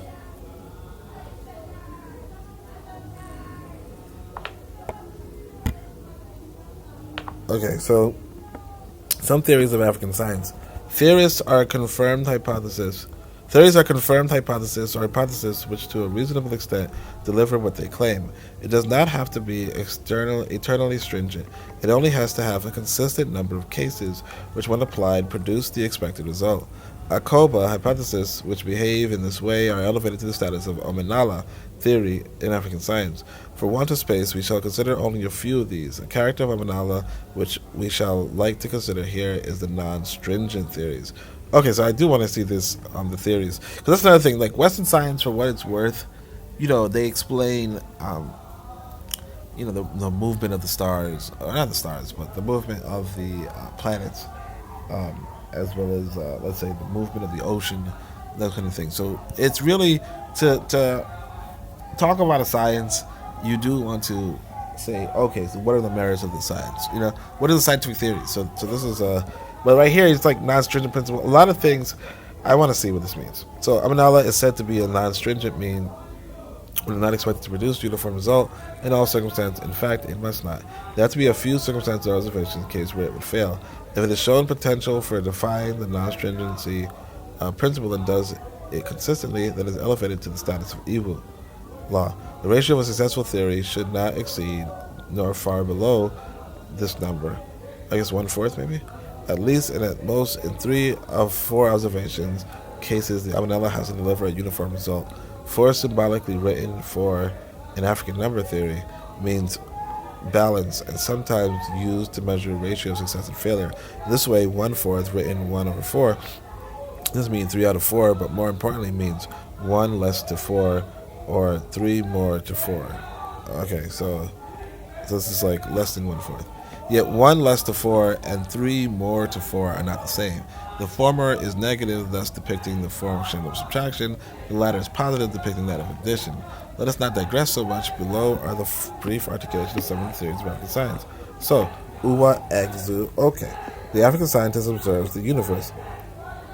You hear this motherfucker? What is wrong with him? The African scientist observes the universe and discovers its boundlessness and its apparent great limitation. He is stupefied by this seeming contradiction. Why? He asks, why is it that the universe seems so diverse and so vast that studying it all appears impossible? Yet why is it also that the universe, despite its vast and diverse scope, seems so limited and undersourced in housing solutions to all of man's problems? Uwa Ezu Oke is a theory which seeks to refuse this contradiction. It states that the universe is not boundless and limitless, as it appears to be. Mankind is endowed with intelligence, and with this he can find his way to the farthest points of the universe. He can climb to the roof of it, and can tread upon the encircling universe without fear of a fall. If there are points or heights he cannot reach, he can send his intelligence there too. The challenge in studying the universe, this theory maintains, is not in over-resources, but in under-resources. Nature may be diverse, but mankind is more diverse. The needs of mankind are too many, if not limitless, that the universe's groove becomes insufficient to cater for them all. In a way, therefore, it is man's desire which is boundless and not the universe. The universe, or the natural world, consists of matter and antimatter, but many of man's needs transverse these worlds. A host of them beckon only to the subnatural world, which is non-spatial. Men want to understand the mind, the connection between one mind and another, and among many minds. They desire not just accuracy, but magic. But they are no longer satisfied with efficiency, which science has to offer, but desire speed. So this is kind of weird. It's like they desire magic and desire speed. What are you talking about? They want science to be able to provide solutions in seconds, not in hours. In other words, men desire sufficiently advanced technologies, which author Charles Clark says is indistinguishable from magic. In other words, men want science that would be magical, but the physical universe is grossly incapacitated at supplying this knowledge because of its apparent limitation. Hence, Uwa Ezu Oke seems to say that this universe is not enough. So again, I don't know what this theory, like what's the value of this theory, or even where's the practical application. You know, standing on top of the universe, what does that even mean? We haven't even left Earth yet, you know? Another stellar point about this theory is that it does not place a bar on the sphere to which scientific inquiry can be carried to. In fact, when Uwa Ezu Oke says that the physical universe is not enough, it seems also to indicate that for any scientific investigation to be complete, it has to be taken beyond the sphere of the natural world, the outer world being the world of the subnatural entities, or non-matter, as we earlier have conceived it. Thus, the perfection of a scientific theory is achieved at a cross-border interaction between the natural and the subnatural worlds. This is because the natural world is not enough. It is limited, finite, obvious, definite, time and space bound, and cannot account for all of reality. Critics oppose this theory on the ground that ignorance is not excusable in science. Everything that man needs is here in the natural world. Man is a natural being, and all he requires in order to cope with his existential condition are available in his natural world. These critics distinguish between man's needs and man's wants. These needs are those things he cannot do without, but his wants range from what he does not need to be to what he should not have. The use of scientific knowledge is for the betterment of man's life, but for the transformation of his life from biological to artificial. Even if the natural world is limited, man's needs still fall within its purview. Anything beyond this line is unreasonable, unscientific, and magical. This theory offers an ontological account of scientific knowledge. So I sound like one of the critics, right? Anyway, I like that he includes the critic in his book, which is pretty good of him. Let's see how much time we have. 1 hour and 24 minutes. So in Ka, science in African conception is not a highway to which all destined for Inka Muta must ride. And the same goes for Uzo technology. Uzo Abidendi. Uzo Esi Ebu Okeji Obara. There are many ways to kill a rat. To this end, what the fuck? Like, there are already ways to skin a cat, there are ways to kill a rat. To this end, African science strives for variety and simplicity. Recall that truth in African science is not straight-jacketed because nature is dynamic. Like a lad in the moonlight play, it has many shadows for one object. Men are diverse in race, and so are their cultural milieus. From society to society and from one individual to another, there are distinct existential conditions calling for diverse solutions. Thus the Igbo say, Nku di mba na egelu ha ite. The firewood found in the country is what cooks for the inhabitants. Yet in these many faces of scientific truth lies their unity. Sorry about that. Na asu na olu na alu maha kwa gwara aburu utu. Men speak in diverse tongues, but when they cough, it sounds the same. The theory of Odibendi maintains that there is no such thing as an autocratic way to obtaining a given scientific knowledge. Many and different hypotheses can be raised, which can individually lead to the same result. Odibendi states that diverse people, diverse cultures, and different researchers can obtain the same scientific truth or knowledge in different ways. Thus, explanation in African science is relative to the people, culture, and the individual researcher. Odibendi discourages fixed rules that tend to universalize certain methods and operationality of science. The salient community has no such moral right to make such restrictive laws. A strict universal outlook to the practice of science is looked upon as antithetical to the progress of the subject. Men should be free to exercise their God-given genius and evolve ever simpler ways of solving man's existential problems. Odibendi, therefore, is focused more on ontological explanation of the world.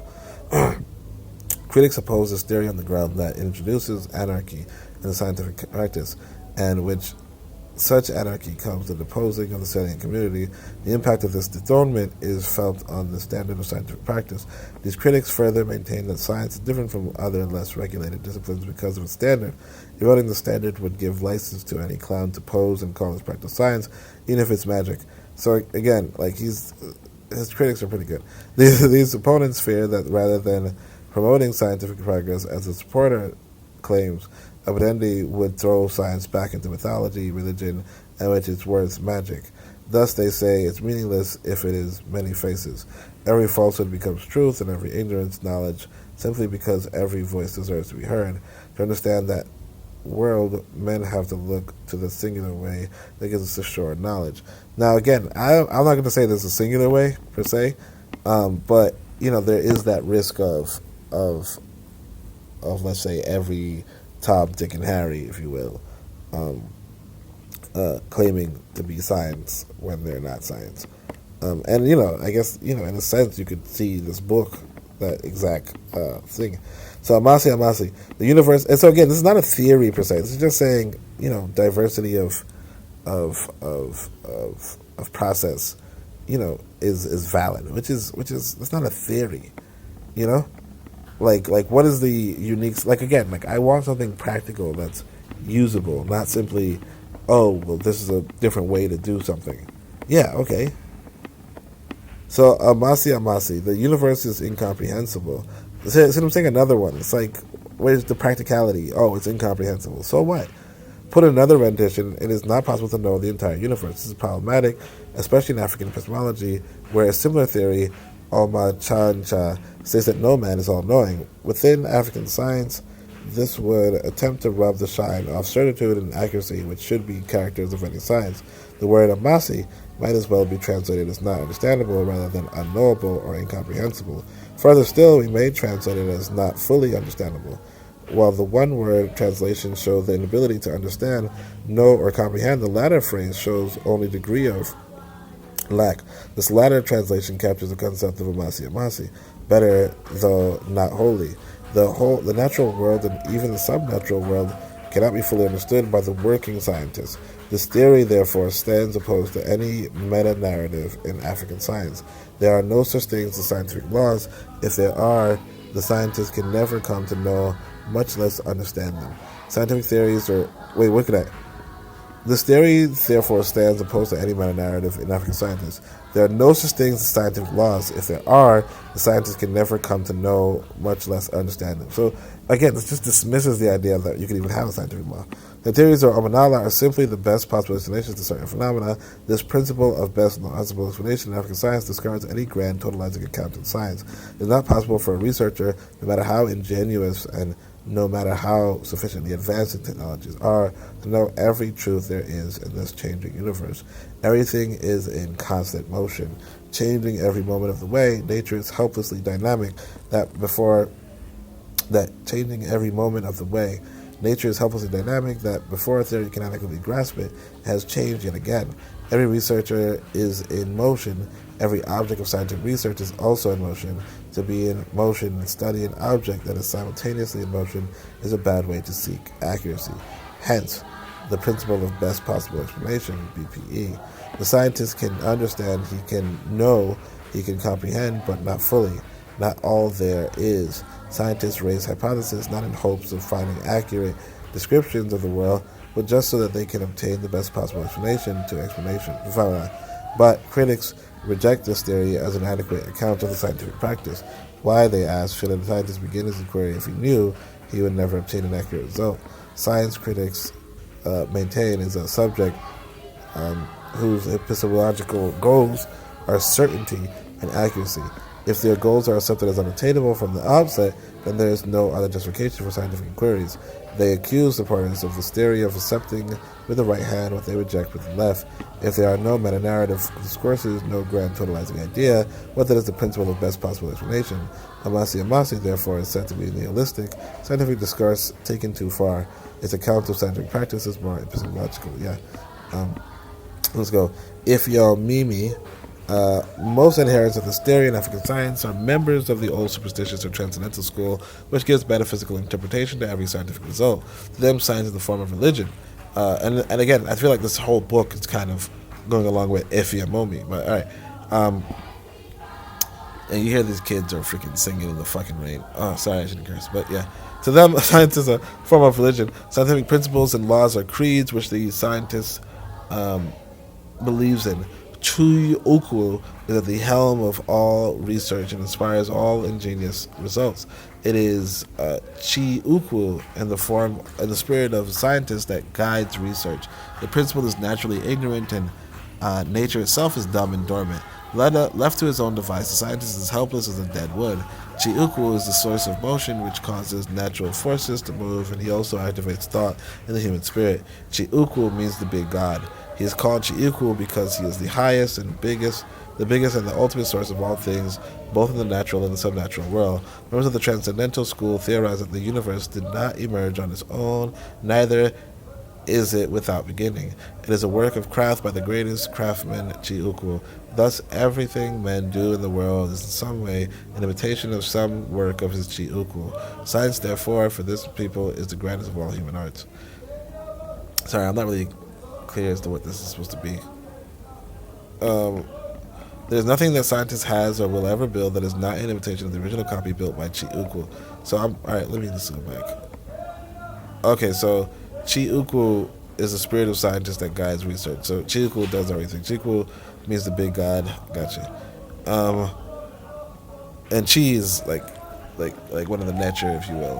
And the Ukwu probably means big. So yeah. And what's interesting is that in Swahili, Kubwa is big. So without Chi Ukwu causing motion in nature and activating thought, there would be no scientific activity. Everything that is knowable in science is knowable only through the activities of Chi Ukwu. So it's kind of like Tahuti in ancient Egypt. The challenge, however, is that the Ifeomimi theory stimulates that not everything is knowable through science. In other words, there's knowledge which Chi Ukwu would not inspire in the minds of working scientists. We shall revisit this shortly. Let us remark that the transcendentalists hold that Chi Ukwu is in possession of all scientific knowledge and has demonstrated all in nature, such that there is no knowledge that is scientific which Chi Ukwu has omitted in the sign of nature. For these abilities including that of knowing that a worthy scientist must share his knowledge. He is called the only good scientist, good not only in the sense of morality, but also in the sense of perfection. He is a model for all human scientists in their pursuit of all scientific knowledge and in the endeavor to share in the same. However, when confronted by the critics on the existence of Chiuku, on how he came to build the universe, where he got his materials and tools from, how he came to possess all the scientific knowledge, and how he caused the mechanistic world to emerge from a transcendental world, Transcendentalist claims his theory of Ifeomimi accounts for all this. The theory of Ifeomimi states that there are certain knowledge about the genealogy of Chiuku and the origin of the world, which are best left as mysterious. It is not that they are not knowable, but that it is unlikely that the human scientist, being part of the natural system, can ever understand the knowledge which predates his own existential system. So the problem, according to the Transcendentalists, is not essentially that of knowing, but that of understanding. Hence the Ifeomimi mystery theory account of the world sees some sections of the scientific enterprise as mysteries. The Transcendentalist school calls this the knowledge debacle. We know, but we do not understand. The critics of this theory do not take it as lightly. If Chiuku is the ultimate source of all scientific knowledge and inspires same in the minds of the working human scientist, why would he leave out the most important section? Is it that he could not or would not? If he could not, then he is not the highest or the ultimate, possessing all scientific knowledge. If he would not, then he is not the good scientist who shared all knowledge without grudge and selfishness, following his recognition that sharing all rather than withholding some is the only way to ensure scientific growth. Whichever way one chooses to look at it, Chiuku is not a complete scientific narrative. This problem is African science called the could not, would not dilemma, or the Amedioha's arrow. Amedioha is the Igbo god of thunder, whose arrow, you see Igbo, has arrowhead at both ends, such that when it pierces one, you do not know which side to pull on in order not to worsen matters. The arrow is also said to be unbreakable by mortal hands. On the other hand, the universe is a piece of scientific craft by Chukwu, according to this theory, which could be said to be both ontological and epistemological. So hold on a second, let me just give some direction to the family while they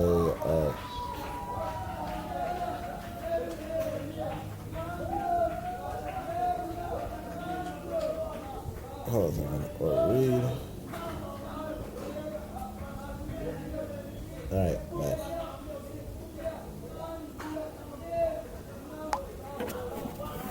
Alright, so chapter 9. So some laws of African science. So I kind of wish he, like, those were not good theories. Let me see.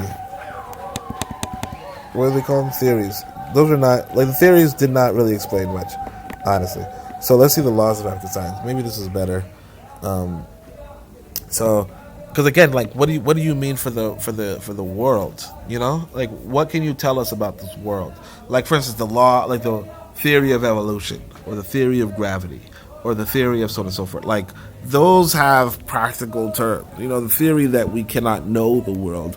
Okay, you know, Agwauji, the law. So these are the laws of African science. So these are, you know, true. It's a compound word derived from Egwu, rhythm, or Eji, or Ejieme, used in working. Together, Egwu means working rhythm. The working rhythm stands figuratively for the means. In African science, therefore, for every theory to work, the scientist has to locate its means. Egwu is a notorious law in African science. Its notoriety stems from its apparent metaphysical flair. And partly offering the promise of accounting for unimaginable technologies, and yet been itself empirically unaccountable. There is a dictum among African scientists that every technology has a means.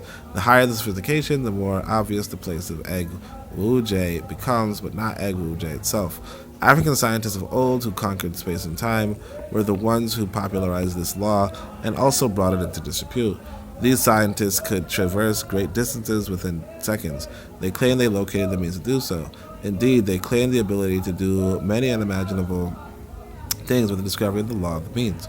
They could have a sharp machete landed on them without as little as a minor scar. So let me see this. I'm kind of confused. This fucking noise. Oh my gosh. And the thing is, like,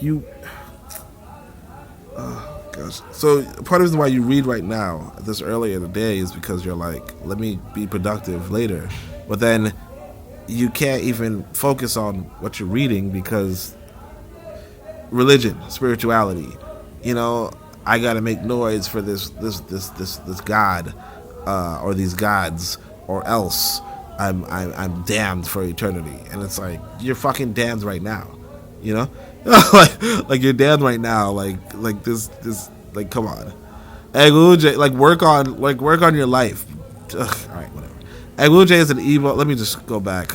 It is a notorious law in African society. Its notoriety stems from its apparent metaphysical flair, partly offering the promise of accounting for unimaginable technologies, and yet being itself empirically unaccountable. The dictum among African scientists that every technology has a means. The higher the sophistication, the more obvious the place of Eguje becomes, but not Eguje itself. So he's like, everything has a means. Okay. African physicists of old who conquered space and time were the ones who popularized this law and also brought it into disrepute. The scientists who could traverse great distances within seconds, so that's like teleportation, they claim they located the means to do so. Indeed, they claim the ability to do many unimaginable things with the discovery of the law of the means. This could have a sharp machete landed on them without as little as a minor scar.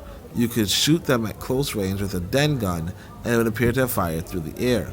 They even walk through the red tick earth wall, and what is worse, they easily appear and disappear, for time was meaningless and space utterly nonsensical. This introduced segregation in society, the elect few and the rest of mass of mankind.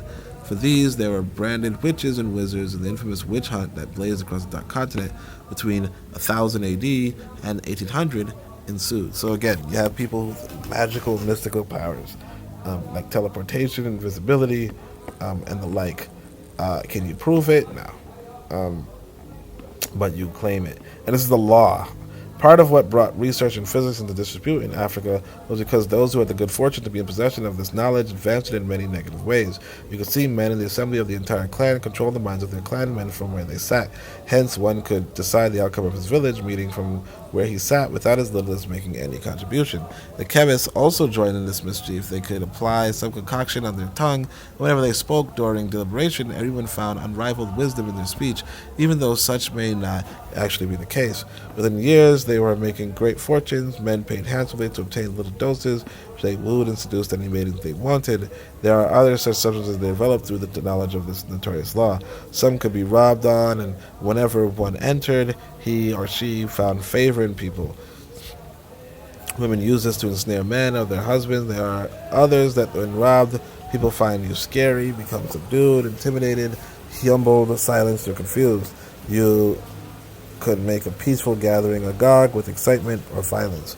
These are not different from the neuropeptides which Western science developed in a great variety soon after World War II. Okay, so I guess in a sense, I don't know, but maybe. I mean, there are drugs that, I don't know any drugs that make you more charming per se, or that work on groups of people. But I guess if you drug other people, you give them a bunch of alcohol, maybe. Or you smoke a bunch of reefer with them. The African scientist of the Transcendentalist school not only holds that every technology has a means, but that every technology is a means. Thus, developing technology is developing some means. Science for them may chiefly constitute empirical activities, but technology, its products, is transcendental. To this end, they make no distinction between technology and magic. Magic is the adulthood of technology, and technology is childhood. The aim of practical science is to mechanically unravel the transcendental in order to give man access to all of nature's powers. For this, they claim that any sufficiently advanced technology is magic. Magic, therefore, should be the end target of the world's sciences until men become magicians, or at least make magic commonplace in their world. Men would not be said to have been taken full control of their destinies.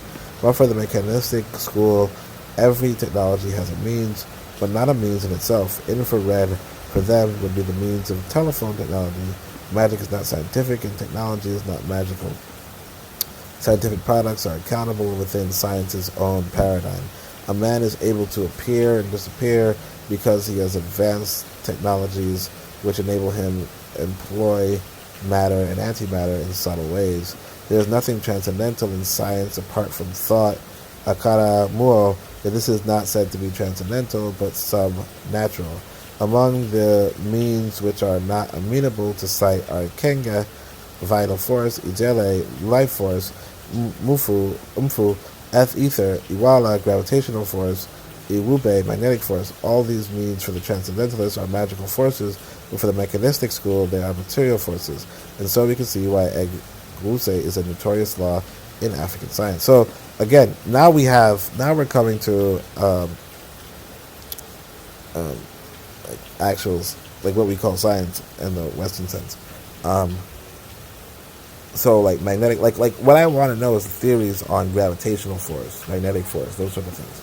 So this law can be stated roughly as whatever stands in reality stands in working rhythm to another. This law provides a covering explanation for many theories of African science, but is lacking such explanations itself. A man is able to walk through the wall because general law, a combination of matter and antimatter, is penetrable by another body with the means without bruises. Law of the means. Particular facts of body with the means. Phenomena to be explained. A man walks through a wall. Okay, so I'm just confused. The atmosphere is host to Mfu, ether, within which is Ikenga, vital force. A connection exists between Ikenga and Ijile, life force. Ijile are tiny molecules, crystalline shape, some opaque, others transparent. The opaque ones make up antimatter, while the transparent ones make up matter. Motion is when Ikenga connects with life force. When air moves, it is the life forces that move, take away life forces, and the vital force, which accounts for the law of the means. A cannon shot fired would not be heard by the person who fired it without the law of the means. Nothing that is accomplished by any scientific theory would have been accomplished. So, it's not really clear. Do people walk through walls? You know, like is that even, like for me it sounds like it's impossible. He's making it seem like it's possible. For me it sounds like it's impossible. A lot of this kind of needs a video, you know, and a live demonstration. I don't know, but a lot of this is kind of on the unbelievable tip. Hold on a second. So apparently my food is ready. But I'm almost finished. Iweube, law of magnetism. Iwondiche, law of discordance, and Iwo Nyere Anwe, law of uniformity. African scientists rose from a very long study of the various modes of nature to agree that things fall in certain prearrangements. Nature has two important ways of arranging things, namely identity and difference, of unity or unity and diversity. If two things are not the same, then they are different. The two laws that govern these relationships are Iwo Nyere Anwe, uniformity law, and Iwondiche, discordant law. If two things belong to the same grouping, they are likely going to share similar properties. If they belong to different groupings, it would be unlikely for them to share similar properties. However, there is a third mode, not essentially nature's prearrangement, but a result of such prearrangement. This is characterized as opposites. Here, two things that do not share similar properties are said to attract, and the law which governs this relationship is called Iweube, magnetic force. Things by this difference fall into opposite arrangements, and by so doing, instead of repelling, they attract. This is because each has the other lack. Some examples include male, female, iron, magnet, etc. Iwobe states that given two things, if they are sufficiently different, are to be called opposites, then they are subtle ends to which they could be fatally attracted to each other. The reason being that the emptiness of one is sufficiently satisfied by the other. Okay. Wait, what? Nature's prearrangement, but a result of such prearrangement, this is characterized as opposite. Hence, two things that do not share similar properties are said to attract, and the law which governs this relationship is called the magnetic force. These, by their pronounced difference, fall into opposite arrangements, and by so doing, instead of repelling, they attract. So it's like opposites attract, pretty much. Really interesting. Says that given two things, they're sufficiently different. Reason being that the emptiness of one is sufficiently satisfied by the other. Iwo Nyeri Onwe says that given any two things, if they are sufficiently similar, then they share some common properties. The reason is that by nature's prearrangement, a good number of things fall into uniformity. And Iwe Ndiche states that given any two things, if they are sufficiently different or sufficiently identical, then they repel each other. From the foregoing, Iwe Ndiche and Iwo Nyere Onye intersperse. In the third law of discordance, things repel when they are different and also when they are identical. The subtle things here is that Iwe Ndiche goes fundamental, a little beyond superficiality. When things are fundamentally different or identical, they repel. The logic is the first instance that they become too far apart, while in the second instance, they become too close for comfort. Two good examples are oil and water, and two heterosexual men, respectively. In this chapter, heterosexuality. In this chapter, we have been able to transform what were hitherto seen as mass beliefs, and in many places. And so, what's interesting here is this, though: protons do repel. They are identical, and they do repel. Protons and electrons are not identical, and they do attract each other. In this chapter, we have been able to transform what we hitherto. So basically, this principle, this law is pretty correct. In this chapter, we have, in a sense, but it's so abstract and it doesn't really explain why the proton and electron come together. And granted, the Westerner does not explain it either. Okay, the Westerner does not explain it either, but not much you can do about that. But yeah. So then you have theories as to why protons attract electrons, but you don't know why they do. The same as you don't know why gravity works. The reason is that by nature's prearrangement, a good number of things fall into uniformity. Wait, did I read that? I think so, yeah. In this chapter, we have been able to transform where we're hitherto seen as massive beliefs and in many places substantiated opinions into a scientific accountability system. This may not be anything comparable to the nascent days of Western science, where inventors and academics passionately pursued what they thought was the definition of humanity's future. In modern-day Africa, the trends are different. African science makes no meaning anymore except as a reclining folklore or a once-thriving superstition. Within the academic circle, features of it are only taught in studies concerning African religion, not for inspiration, but simply as a long-forgotten primitive history. Beyond the research walls of the universities, every hopeful inventor follows the path of Western science. No one these days does as little as to dispute the Western-motivated scholarly papers which wrote off Africa from world history. Those who did are at all wasted great industry defending the distant past without as little as replicating such glories for the present. Brothers like K.C. Anwowo and E.A. Roque, and I know I said that wrong, Anyanwu, and Anye Wenyi, and so on, fall in this number. The helplessness of their endeavors to the history of modern Africa must have inspired George James and Iyasunzu to describe their work as philosophies of stolen legacy. Stolen legacy, George James, that used to be one of my favorite books. I do want to say, like, you see, he's saying, look, you got to do science to do things, not to simply say, oh, we did something, you know? Like, you should be able to replicate the past, not just defend it. And I think that's the thing that a lot of us don't realize. In fact, I did a post on that today on X, where somebody was like, you know, a good brother was saying, or a good brother or sister, I don't know, but a good person was saying, you know, oh, we built the pyramids. And it's like, yeah, okay, you built the pyramids, so what? What are you building now?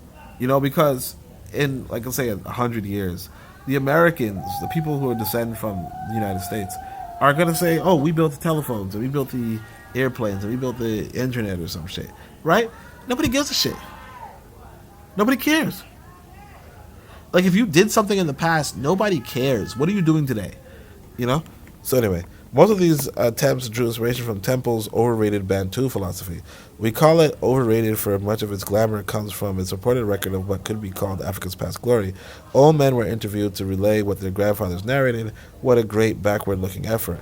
A scenario Kwasi Widiru abhors and describes as discussing African philosophy rather than doing African philosophy. Bantu philosophy, I think I have this book, Bantu philosophy. Oh, no, I don't think I do. Discussing African philosophy rather than doing African philosophy. Bantu philosophy would have been worthy if glory had it looked forward from the balcony of the past. With a singular failure, Bantu philosophy became, even for Africans, a great book of senile civilization. Exquisitely whitewashed, though, it was not good enough to form the foundation stone of a new African civilization, or at least Africa's return to its history. For these, Bantu philosophy was a bad sign for a lost continent seeking rediscovery. So, this guy's going in on this book. You know, so going in on books is a good thing. Its influence soon seized the emerging think tanks whose apologetic writings further cemented the hurried conclusion that there is nothing about Africa's past that was good enough for our future. Indeed, there was no need to scavenge the pile of folklore rubbish where the West had discovered and offered the only true path to civilization. This Isozu rightly tagged the Temple-Sian damage. In the instance of the Great Damage, it is imaginable to conceive the immense challenge facing the revival, systematization, and modernization of what can be called African science. Truthfully, there is little as hold this belief is a far cry from today's Africans, so there is no way to compare the nascent Western science and the nascent African science. However, that is what is of special interest, one that would right the wrongs of the Templates' damage, using the African's past to construct a new African history, and is what we seek to achieve in this piece. So, last chapter 10, and this is only 4 pages, so let's go to it. I said my food is ready. It's getting cold, but this is the stuff you do for, for you guys, right?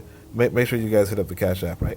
All right, so I got to stop laughing when I say that. I should be serious about it. All right, so the African logic and the principles of deniability.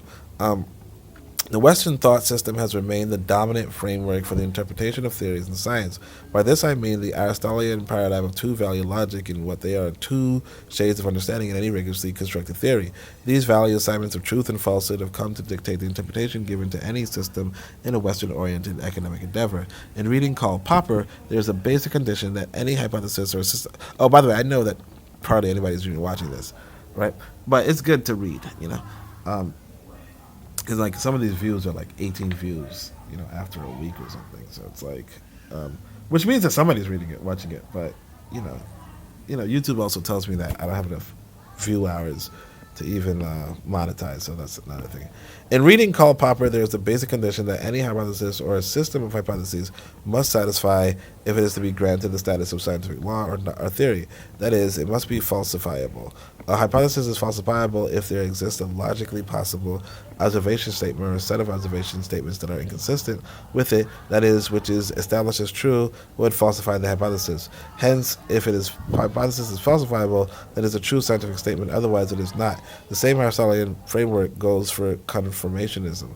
If a hypothesis fails in an observational or experimental test, then it is falsified, but if it passes, it is said to be confirmed, a true scientific theory. The same standard also applies to Lakato's research program and Kuhn's research paradigm. So I do like the falsifiability of an idea.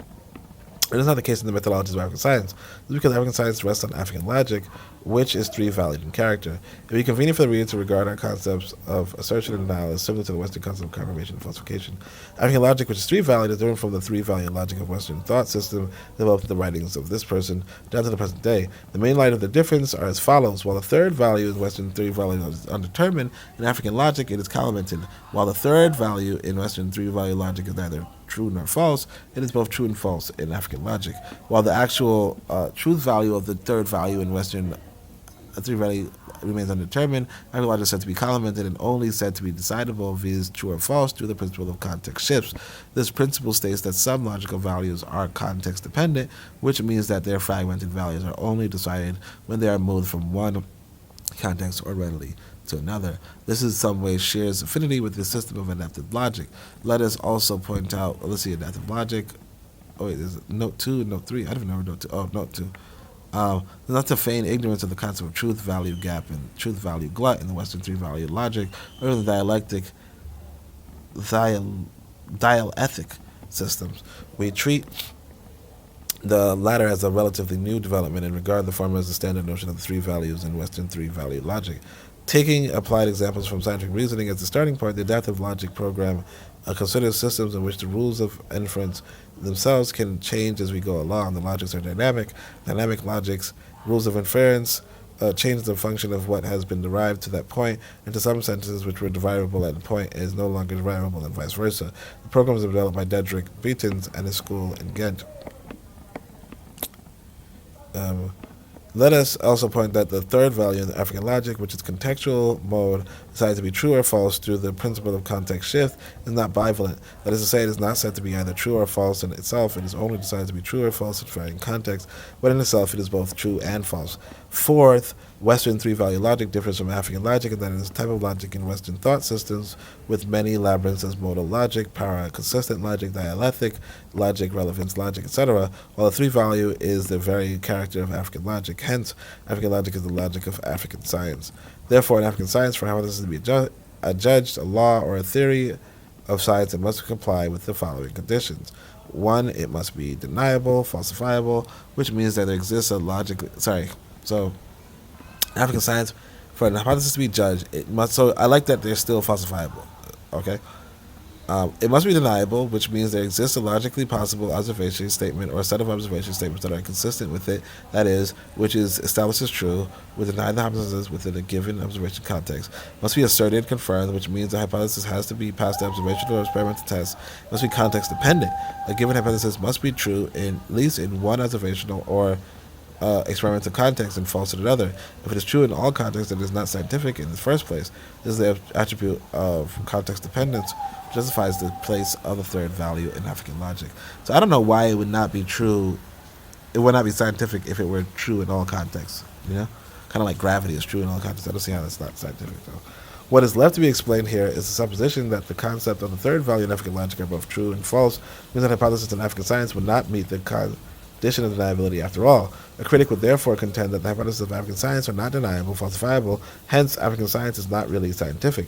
In line with this, critics group African science together with pseudosciences as Marxism and psychology. Marxism, I call Marxism pseudoscience too. As Marxists say that socialism is scientific, hence, by abolishing private property and applying the principle of from each according to their ability to each according to their need, massive economic, social, and political development would ensue. If North Korea and East Germany adopted it without the promised successes, the Marxists would defend this theory, saying that all the steps of socialism were not followed, the socialist principles were not properly applied. Similarly, Alderian psychology states that the basic motivating factor of all human actions are the feelings of inferiority. And a youth sees a gang molesting his girlfriend and decides to defend her, the Alderian shows how this supports his theory. The youth obviously needed to overcome his feeling of inferiority by demonstrating that he was brave enough to start a fight with a gang of other youth.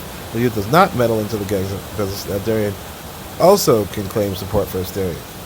The youth was overcoming his feeling of inferiority, demonstrating that he has the will and power to restrain himself and watch out for turns as the gang molests his girlfriend. If the hypothesis of African science is said to be both true and false in this regard, then they are not deniable, falsifiable. But this is the case. For there is the fourth condition which the hypothesis has to meet in order to qualify as a statement or African science. Namely, it must be definitive, informative, specific, deniable, and contextualized. A good scientific theory is deniable because it makes definite claims about the world, which is specific and not all-inclusive. The theory is not deniable, and the world is stored such that everything is true for any context whatsoever. Thus, the world can behave in any way without the risk of conflicting with the thesis statement. Statements like, either Amidio is a prophet God or he is not. He who takes Amidio's wife would meet his consuming volcano. He who eats the testicles of a ram is a debtor to Hernia. Tell us nothing about the world. A good theory should supply us some information about how the world does in fact behave, and by so doing, rule out ways in which it could logically possibly behave, but in fact does not. Theories and laws of African science apply these resume. Being both true and false is a third value of African logic, suggests a hypothesis that yet to be contextualized. If a hypothesis is formulated within a given context or moved to a certain context, it is decided through the principle of context shift, whether in a fragment or it is true or false within the context. Thus we can reinstate once again that the third value of African logic is not true or false in itself, but its varying context. In itself, it is both true and false. So that's a little bit confusing, but that's also the end of the reading. So I appreciate you guys. I think the next guys and gals, right? I think the next chapter, I think the next reading should complete the book. Oh damn! It looks like it's 15 more pages. Whatever. Should complete the book. Hopefully I have the time and energy. But other than that, I appreciate you guys for listening. Thank you so much. Like I said, you guys can hit up the Cash App. You guys can follow. You guys can like, subscribe, share. I know this video is not that interesting, so let me know what else you'd like to listen to. I did do a video examination of this 2-minute clip. I think that was pretty productive. So let me know if you guys like it. Other than that, Shemim Potep, Anku Jas, and Neb, Amen, Ma'at, Dua, Netcher.